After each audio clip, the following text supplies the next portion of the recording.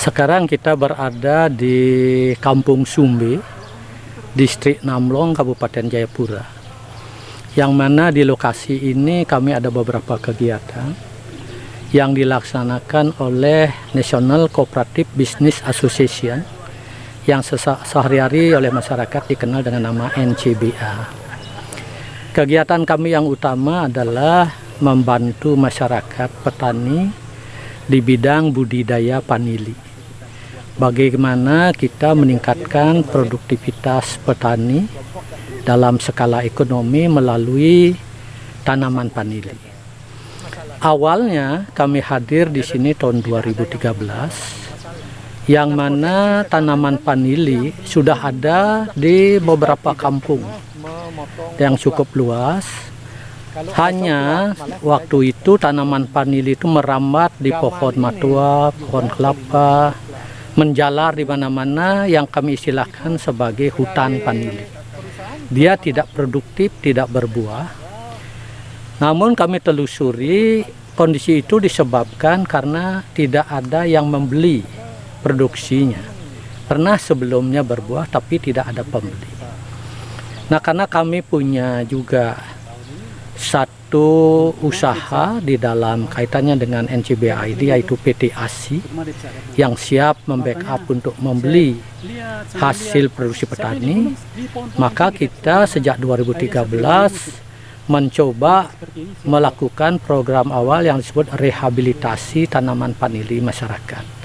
Jadi bibitnya sudah ada lokal yang dilakukan sebelumnya melalui proyek pemerintah.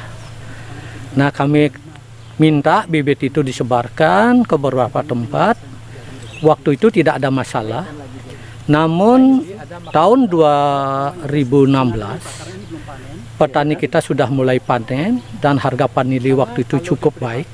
1 kilo hijau sampai 850.000. Maka petani-petani yang memiliki hutan panili ini tidak lagi bisa memberikan bibit itu secara gratis kepada petani yang lain. Karena itulah kami berinisiatif membuat tempat pembibitan di tempat ini.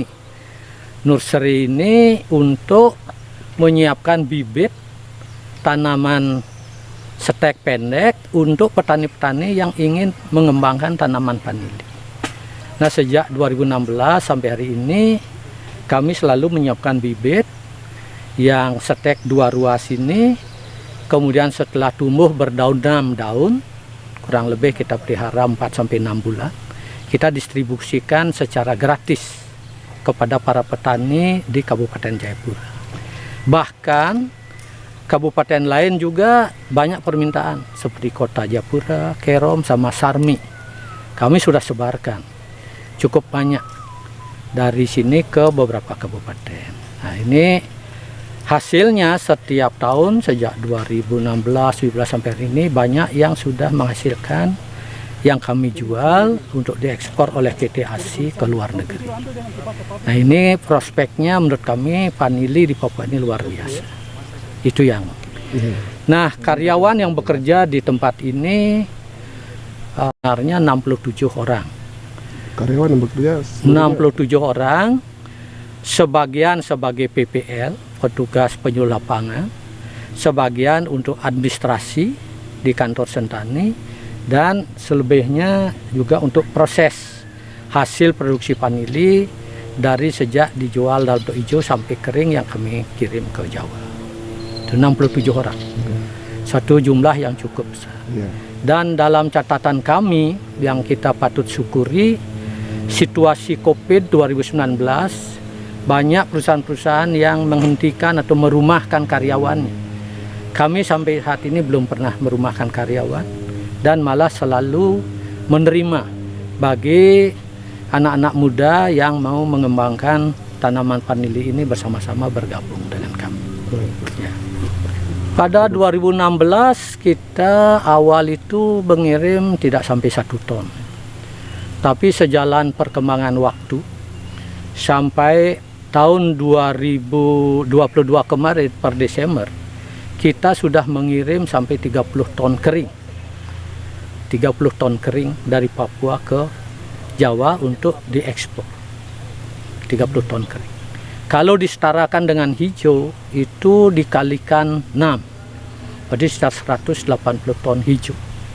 Itu jumlah yang sudah. Itu dari berapa petani itu? Petani yang ada di 4 kabupaten ini 3.037 orang. Yang didata oleh Yang kita data dan sudah disertifikasi Oke. oleh Badan Sertifikasi Internasional. Karena tanaman vanili adalah tanaman yang sebagai bahan pencampur bahan makanan yang tidak boleh ada residu pestisida, nikotin dan sebagainya, dan itu sudah dilakukan sertifikasi dan layak untuk kita jadikan ekspor.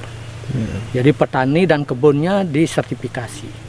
Kami dari 2013 sampai 2022 sudah 3 kali disertifikasi. Dan kita sudah memiliki sertifikat layak untuk diekspor. Termasuk para petani ya? Petaninya. Jadi petaninya tidak boleh menggunakan pestisida, dia harus membuang sampah rumah tangga pada tempatnya, tidak boleh mencemarkan kali, tidak boleh berburu binatang-binatang yang dilindungi dan sebagainya. Itu tidak boleh berkebun di sepadan sungai. Jadi banyak persyaratan supaya antara petani berkebun itu dengan lingkungannya itu sejalan. Vanili ini bukan makanan yang bisa membuat orang kenyang. Dia bukan beras, bukan jagung, bukan ketela, tapi dia bisa memuaskan batin karena aromanya. Sehingga di dalam vanili itu ada beberapa spek yang harus kita perhatikan. Pertama, vanili yang kering hijau itu warnanya coklat tua, berminyak.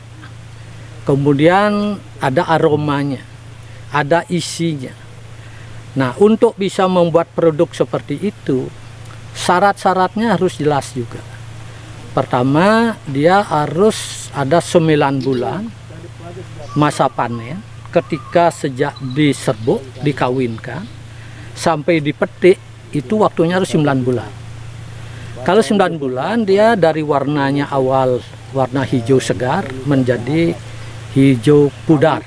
Dia sudah putih, kekuning-kekuningan dan sebagainya. Mengapa? Karena ketika diproses, dia nanti akan berubah warna menjadi coklat tua. Kemudian minyak vanilinnya tinggi, kadar vanilinya tinggi.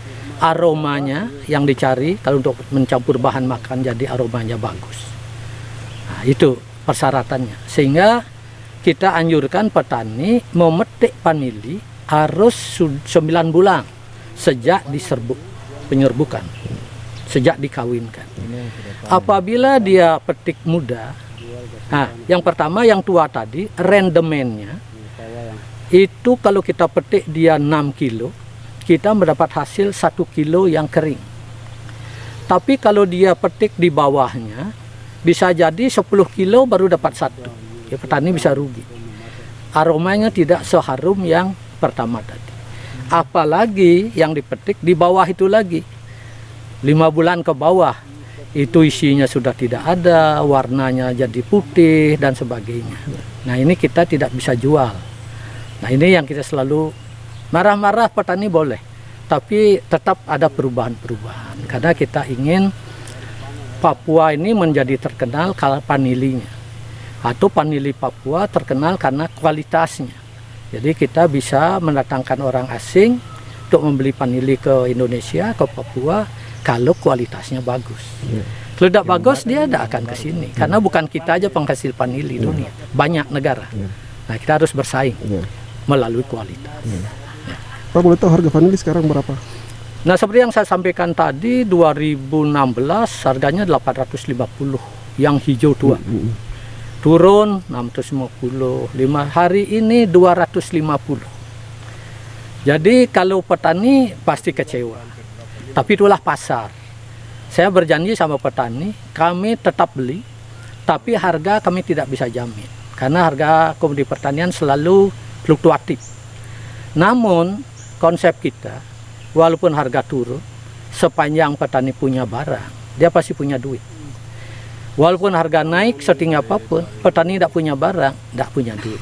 Nah, ini kita harus beri semangat, tetap tanam, kembangkan, namanya harga, hari ini dia turun, besok lusa kita yakini pasti naik. Baik. Jadi Siap. selalu ada fluktuasi.